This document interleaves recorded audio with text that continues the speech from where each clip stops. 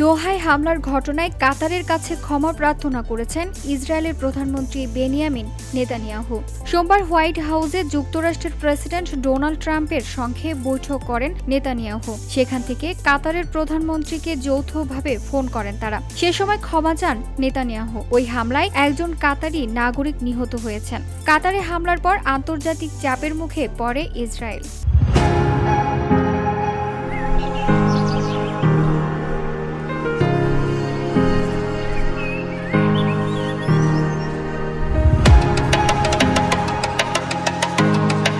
এক বিবৃতিতে জানিয়েছে, কাতার ইসরায়েলের ক্ষেপণাস্ত্র হামলায় অনিচ্ছাকৃত একজন কাতারি সেনা নিহত হওয়ায় নেতানিয়াহু গভীর দুঃখ প্রকাশ করেছেন। পাশাপাশি বন্দি মুক্তি আলোচনার সময় হামাস নেতৃত্বকে লক্ষ্যবস্তু করার মাধ্যমে ইসরায়েল কাতারের সার্বভৌমত্ব লঙ্ঘন করেছে। নেতানিয়াহু নিশ্চিত করেন যে ভবিষ্যতে ইসরায়েল এমন ধরনের হামলা আর চালাবে না।